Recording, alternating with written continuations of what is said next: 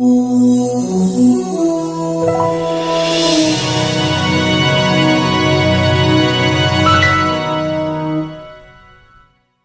hello, I'm Scott Stevens, Goldsboro City Manager, here for our April update. I do want to welcome in spring. I don't know if winter's gone for sure, but I guess me personally, I'm hopeful with 70-degree and 80-degree weather here the first week of April. I'm excited that maybe spring has finally gotten here and we can move on to spring and summer weather. Always nice to have a change. A couple things to talk about for this month or this past month. I do want to mention our 311 GIS service. It's a website. If you get there, it's a way to report information to us and sort of track its progress of items being repaired. It's for non-emergency items, potholes, leaning street signs, street lights that are out, high grass complaints, utility cuts that have been there a long time that you're wondering about. But it's a good interactive way if you like those kinds of things to relay information to us. And as always, you can call the departments that you've called, and I'll share some numbers at the end of this brief that you can get in touch with us. Just another way to communicate. I want to talk about Majesty Mania. Although Majesty Rose left the show last week, she is still very much a hero in our minds and has really represented Goldsboro and Wayne County community very well. So we're still really excited and proud of her. There'll be a number of events in terms of celebrating that as much as probably she's willing to participate in. So stay tuned, more to come with that. And again, still very proud of how that young lady has represented our community. We talked about a school of government, and particularly Goldsboro School of Government, several months ago, and we mentioned we were looking for 20 or so folks, and we would start the classes in March. And I will tell you, the response was very good. We had 30 folks respond that have shown interest or apply for the course. We've had 28, I guess, sign up and actually be in our class, and we have held 3 classes. So those individuals have spent almost 9 hours with us over those last couple of weeks. They still seem to be very excited after those 9 hours, which I'm happy to report, and they have 5 more classes to sit through with us. And I think with the response thus far from the group, it's very diverse, young and old, male and female, black and white, that it has been a very, very good effort for us. And I think the students involved have been very excited about the course and feel like they're learning a lot as well. So if you have an interest and missed this class, we haven't scheduled the next round, but I'm sure based on the feedback thus far, we will continue that. And you could certainly talk with Terry Ward in our community affairs, 580-4359, 580-4359, and at least get your name on a list to be contacted when we get the next round scheduled. And again, I don't know if we're talking about the fall or next spring again, but I feel certain we will do it again. I hope most of you know we moved the F-86 aircraft from our downtown near the police fire complex to the base for restoration about a month ago. The aircraft, we moved it in the middle of the night for a number of reasons. One is we put it on a trailer, carried it down Center Street, moved it down Ash Street. We didn't want to impede traffic. We also didn't want to get stuck. We had done a lot of measurements to make sure the aircraft would fit between all of the things, wingtip to wingtip, and that it wouldn't be too tall. And again, the measurements proved to be right on. There were a couple wires that we had to lift over the aircraft, but the move went off without a hitch in the middle of the night. And hopefully we had very little inconvenience to those who use Ash Street or Center Street. Bringing it back, and we don't have a date set yet, but I think that we would try, and again, we haven't committed to this for certain, but we are looking for a location, and our intent would be to bring it back during the daytime, whether that's a Saturday morning to try to make it a community event. There seemed to be at least some interest in the middle of the night from people that were out watching it or looking for it to come along. And again, it's something we're only going to do every once in a while. And again, I think the last time it moved any significant difference was almost 20 years ago. So with that said, more to come on that, probably the May time frame. So as we make plans around that, or if you have ideas or interest, please share with us.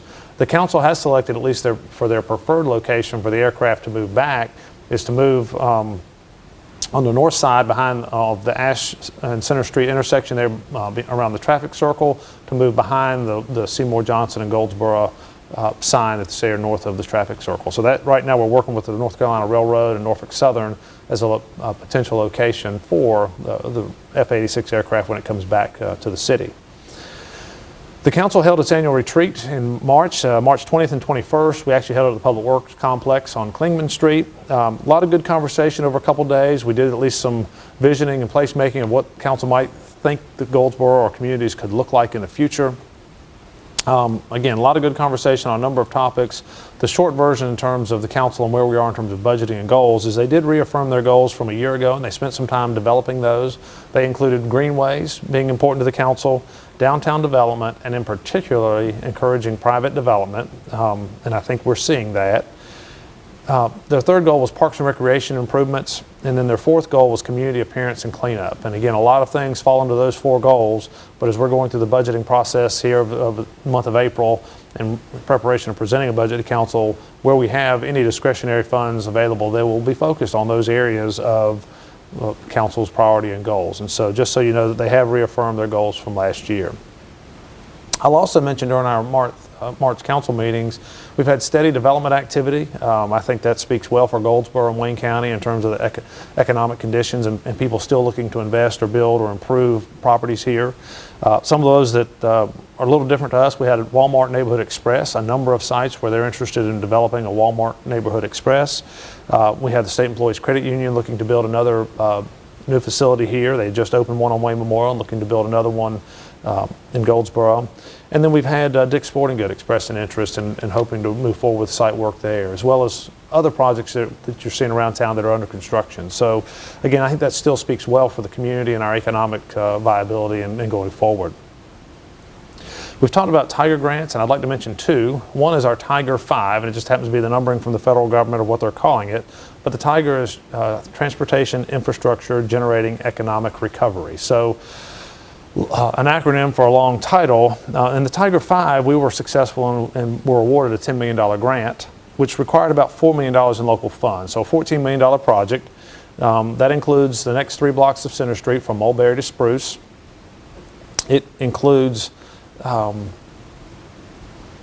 Gateway Transfer Center that we're talking about building beside Union Station, and it includes Union Station site work improvements, all but the building, so it beautifies or renovates all of the area outside of the Union Station depot itself, as well as some work on Walnut Street along with sidewalks and then some of the other streets surrounding Union Station, so and the Gateway Transfer Center.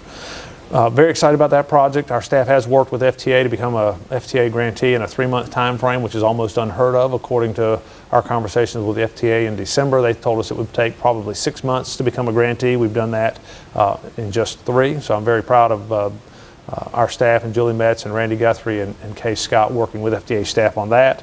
And we hope to have those projects under construction or out to bid in the month of April. And so you would actually see some work going on in the June-July timeframe on all 3 of those projects, with a goal of about a year to year and a half of those projects being complete. So that ought to be moving forward, and that is our Tiger 5 grant that we were awarded and announced last September. So good progress on that one. And again, as those schedules change or work gets underway, we'll be talking more about that. The second Tiger grant, and it's a Tiger 6, is just the next round of the federal grant program. We had a lot of discussion over the month of March, including in our retreat, about whether we should apply for the grant or not. And a lot of good conversation with our council about not liking the projects, but concern about the debt service and cost associated with that.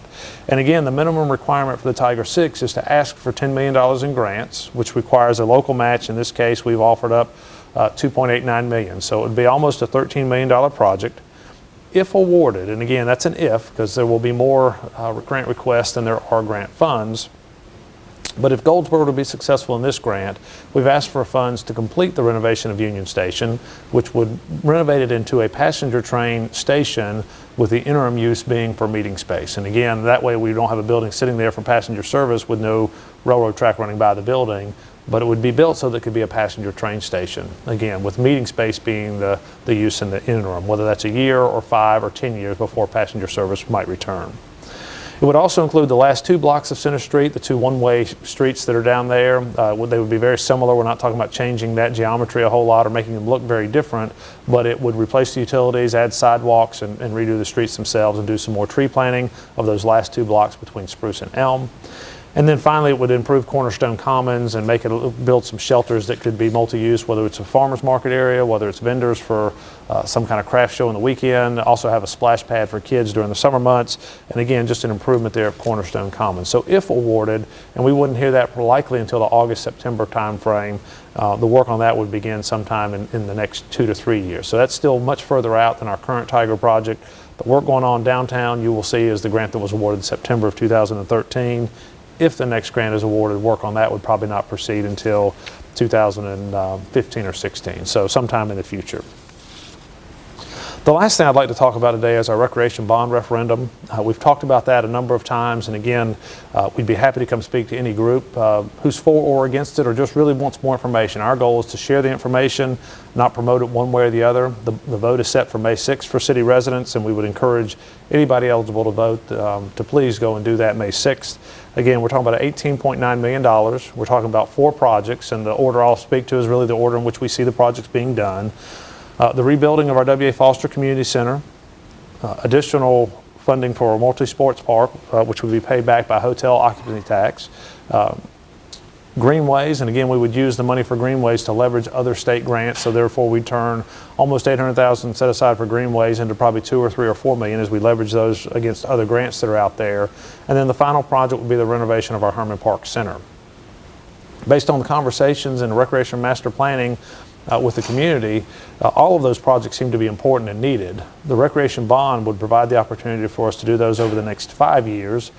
Hence our recreation department has titled that Vision 2020 versus over the next 25 years. So I think those projects get done some point. It's, do we do them in the 5-year time frame and then enjoy them for the next 25 years, or do we spend the next 25 years working on them one at a time? And either way is fine. It's whichever the community would like for us to proceed in doing.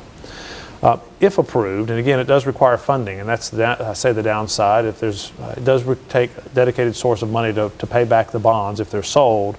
And we have said, if approved, it would be up to a 2.4 cent per $100 evaluation tax increase. The average home in Goldsboro is around $118,000, so that means it's a $2 a month increase if you're just below the average, a $3 a month increase if you're just above the average. And again, the choice is timing. Do you want to do them in the next 5 years or over the next 20 or 25 years? 2 questions we've heard of, hey, why can't you just do a sales tax increase? That would make it fairer for everybody within Wayne County, not just city residents paying. Our state legislature would have to authorize our city council to be able to do that. The city does not have the authority by themselves to increase the sales tax. We've talked with some of our local delegation. That has not been what the General Assembly has done in past years in North Carolina. There doesn't seem to be any appetite or any willingness for that to happen for Goldsboro for this year, for this size project. And so we don't see sales tax increase as an option for the city. So that is not something we have the ability to control. The second question we've heard a lot of is, why doesn't Wayne County participate? And again, I think, not something the city council can control.